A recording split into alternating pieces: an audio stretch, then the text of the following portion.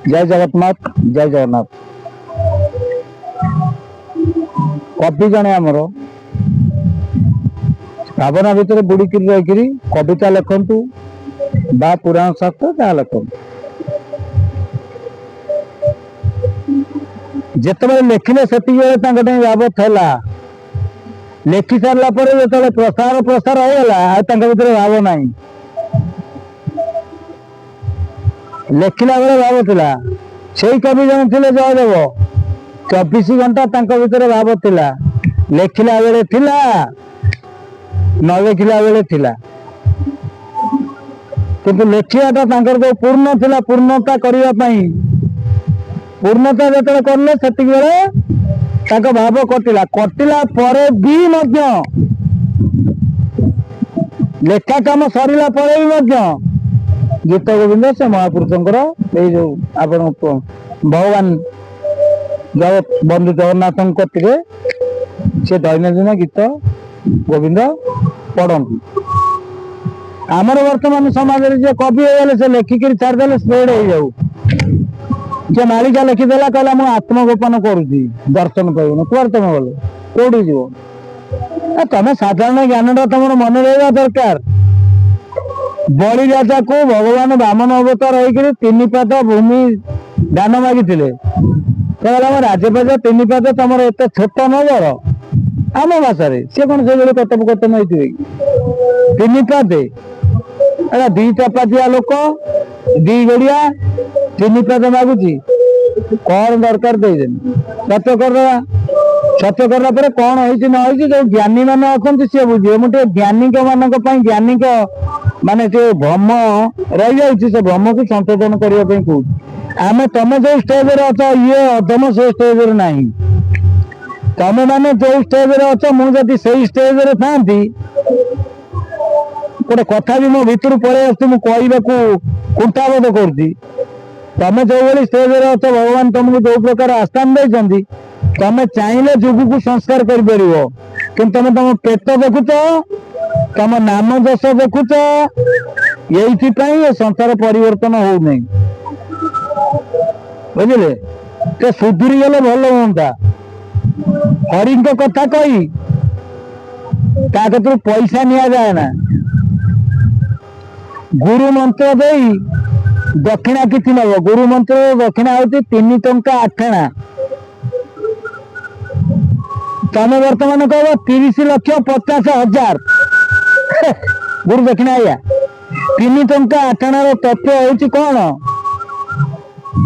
Jeddah हाथ Jeddah 14 पा 14 पा कहले सेरक कहले 4 पा 2 सेरक कहले 8 पा 3 सेरक कहले 12 पा 14 पा कहले 3.5 सेरे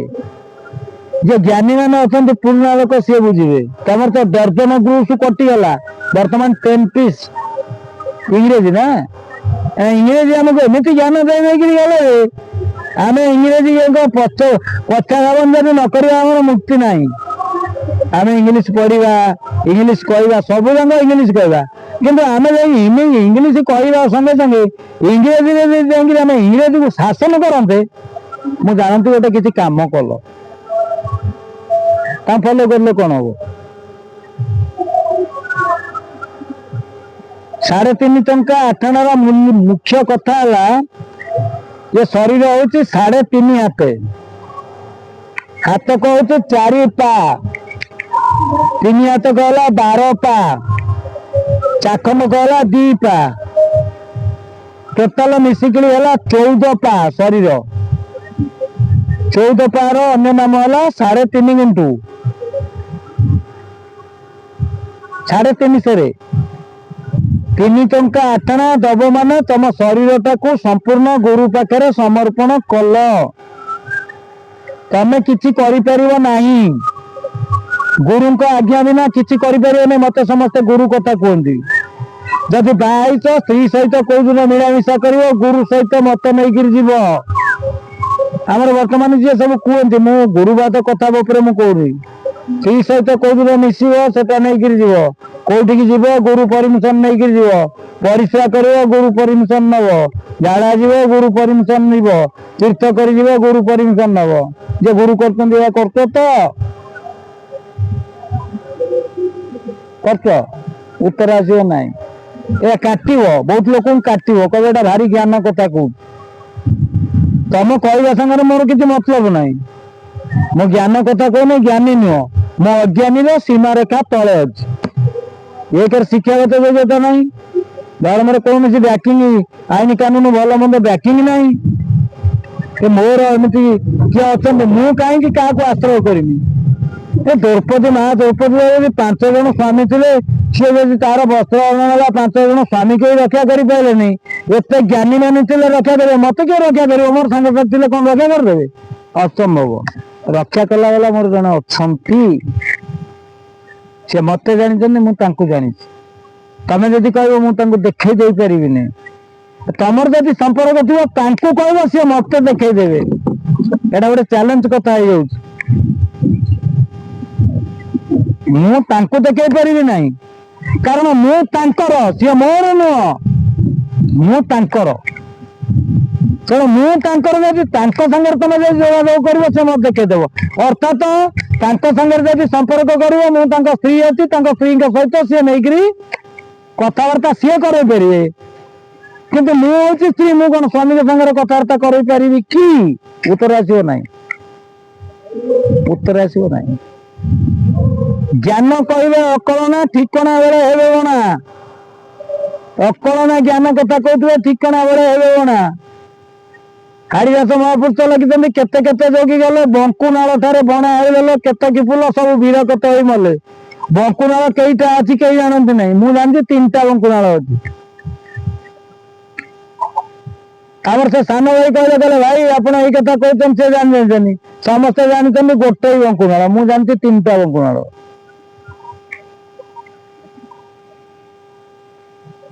के गुरु के शिष्य हूँ कहीं मुना मता अविवेक रही शुणी हेली चकित दिवा रजनी गुण थी शांत नईला तीत केदवता केउ भकत केका को बुझिला केवल राग कराऊँच केउ गोटा भुंजिला केनर कुंजर बानर केकाही आश्रम के अंगे चंदन लेपंती केउ पिंड दहन 56 कोटी जीव जंतु सर्व घटे एकत्व लीला निमंत नानाकर बण दिन से सान भाई कह मुझे बंकुनाल 3टा अच्छी तमें कौ बंकुनाल कह महेंद्रगिरी रे कलिकी भगवान आसी परशुराम अस्त्र शस्त्र संग्रह कलिकी म्लेच्छ संहार करेंगे कौन संहार करेंगे कला धड़ा अश्व चढ़ी कला कौन धड़ा कौन ये घोड़ा चढ़ी आसिले बर्तमान जब कलिकी भगवान घोड़ा चढ़ी आसो गोटे उंचा घोड़ा चढ़ी 24 फुटिया होगी कलिकी भगवान आसो तो विज्ञान छाड़ अलग ग्रह रू आसला सब ग्रह कति जान फान पठे केते कौन कर सारे सूर्य कति जाऊना देखिक आस कौन से पार ना बिले बाघ को सब शिखाई बिले की जब सम्मान तार जो मर्यादार हानि कर चुप कर गच को चढ़ी पड़ो तुम सब प्रकार व्यवस्था भगवान कर रुह सर्ट सर्किट में निया लगी राम नाम सत्य हरि नाम सत्य पानी नौका विहार कर भगवान कर जाओ ता भर जब पलि आसला गोटे लघुचाप राम नाम सत्य जहाज उड़िकी आकाश जाऊना तुम देवता तो उड़िकी आकाश जीव कौन से कहते इंग्रेजी स्क्रैच है तमें जेते जहा कर सेठी किसी तुम हाथ कात पाइब ना हाथ कात पाइबा जब पाइबु बेट तेबे माया को काट नेत्र फेड़ी न देख सिहरी दशबंधु दास लिखिं पंचसखा पंच महापुरुष जो मैंने आसी जो मैंने साधु सन्त आसी जो मैंने साधु सन्त पंचसखा महापुरुष मैंने आसी से सब यही कथा कहीकि जाइछन्ति अनुधान कर बाबद चिंता कर बाबद चेतना कर ନା ସେ କୋଉଠି ଖାଇଲେ କୋଉଠି ଶୋଇଲେ କୋଉଠି ଗଲେ କଣ କରୁଥିବେ କଣ ନ କରୁଥିବେ ତମେ ସେଇ ଭାବନା ଭିତରେ ଅଛ ମାନେ ତାଙ୍କର ୱିକ୍ ପଏଣ୍ଟ ଖୋଜୁଛ। ମତେ ଗୋଟେ ବଢିଆ ଆନନ୍ଦର କଥା ଏଇ 2-3 ଦିନ ତଳେ ମୁଁ ଗୋଟେ ବାଇଟ ଦେଖୁଥିଲି ଆମର ଜଣେ ବାବା କହିଛନ୍ତି ମୁଁ କହିଦେଲେ ସମସ୍ତେ ଜାଣିଦେବେ ସେ କହିଲେ ବାବାଜୀ ହବାଟା କୋଉ ଭଳିଆ କଥା କଣ ବାବାଜୀକି ଆଙ୍ଗୁଠି ଉଠେଇବା ପୂର୍ବରୁ ଆଗେ ନିଜେ ଟିକେ ଜଟ ଫଟ ଛାଡ ଦାଢି ଜଟା କର ତାପରେ ଜାଣିବ ଜାଣିଲା ପରେ ତମେ ବାବାଜୀକି ଆଙ୍ଗୁଠି ତମର ତ ନିଶ ଦାଢି ନାହିଁ କିଛି ନାହିଁ ତମେ ଗାତୁଆ ତାଳୁଆ କି ତଞ୍ଚା ତଞ୍ଚା ତମ ହିସାବ ନାହିଁ ତମେ ବାବାଜୀକି ଆଙ୍ଗୁଠି ଖେଞ୍ଚିବ। ବଟ ବଡ ବଡ କଥା କହୁଛି ବଟ କୋଉଠି ଖାଇଲା କୋଉଠି ରହିଲା କୋଉଠି ଶୋଇଲା କଣ କଲା ବାହା ହେଲା କି ଠାଇଁ ହେଲା କି ଗୋସାଇଁ ଖାଇ ହେଲା କି ଘଇତା ଛାଡି ହେଲା କି ନାଇ ଛାଡି ହେଲା ସେଇଆକୁ ଅନେଇଲେ କଣ ହବ ତମେ ମୁକ୍ତି ପାଇଯିବ। ଯେତେ ମହାପୁରୁଷ ଆସିଛନ୍ତି ଯେତେ ଜ୍ଞାନୀ ମାନେ ଆସିଛନ୍ତି ତାଙ୍କ ଜନ୍ମ ଇତିହାସ ଅଲଗା ତାଙ୍କ କର୍ମ ଧର୍ମ ଅଲଗା ତମ କଥା ଉପରେ ସେ ପରିବର୍ତ୍ତନ ହେବ ନାହିଁ କି ତମ କଥା ଉପରେ ସେ ପରିଚାଳିତ ହେବେନି ନା ପରିବର୍ତ୍ତନ ହେବେ ନା ପରିଚାଳିତ ହେବେ କାରଣ ତମେ କଣ ଗୁରୁ ଏଇ ଯୋଉ ବାବା ଯୋଉ ବଢିଆ କଥା ଟିକେ କହିଲେ ଲାଇଟରେ ତମେ ନିଶ ଦାଢି ଛାଡ ଜଟା କୌପୁନି ଗ୍ରହଣ କର ତାପରେ ତମେ ବାବାଜୀ ହେଲା ପରେ ଆଙ୍ଗୁଠି ତମର ତ ନିଶ ଦାଢି ନାହିଁ କି ଚାଳ ଇୟା ଡ୍ୟାସ ନାହିଁ ତମେ ଆଙ୍ଗୁଠି ଖେଞ୍ଚିବ ତମ କେତେ କଣ ଅଛି ତପ ଅଛି ଜପ ଅଛି ଯୋଗ ଅଛି ଧ୍ୟାନ ଅଛି ସୂତ୍ର ଅଛି ଅଣସୂତ୍ର ଅଛି କୋଉଟା ଅଛି ତମ ପାଖରେ କିଛି ତମ କେତେ ନାହିଁ। ଜଣେ ତରୁଆଲ ଧରିକିରି ଠିଆ ହେଇଛି ତମେ ତରୁଆଲ ସହିତ ମୁକାବିଲା କରିବା ପାଇଁ ତମ ହାତ ତକ ଲୁହା ହାତ ନୁହଁ ଏଇଟା ରକ୍ତ ମାଂସ ଶରୀର ହାତ ଯଦି କିଛି ଲଗେଇକିରି ଲୁହା ପ୍ଲେଟ ଲଗେଇକିରି ଯାଇ ତରୁଆଲକୁ ଧରିବ ତାହେଲେ ସମ୍ଭାଳିବ ଏ ଚମଡା ହାତ ଧରିକିରି ତରୁଆଲକୁ ଧରିଲେ କଣ ହବ କଟିଯିବ ହାତ କଟିଯିବ ରକ୍ତ ବୋହିବ ରକ୍ତ ଗୁଡା ବୋହିବ କି ଆଙ୍ଗୁଠି ଯାକ ସବୁ କଟିଯିବ। ତେଣୁ ତମେ ଟିକେ ଆଗେ ସଚେତନ ହେଇକିରି ଲଢେଇ କରିବା ପୂର୍ବରୁ ତରୁଆଲ ଯିଏ ଧରିଛି ତରୁଆଲଙ୍କ ସହିତ ମୁକାବିଲା କରିବା ପାଇଁ ତମର ଯଦି ତରୁଆଲ ନାହିଁ ଦଶଟି କିଡ଼ା ଖଣ୍ଡେ ଧରିକିରି ଯାଅ ତମ ହାତରେ କିଛି ନାହିଁ ତମେ କାହିଁ ଛଡି ଯାଉଛ ହାତରୁ ରକ୍ତ ବୋହିବ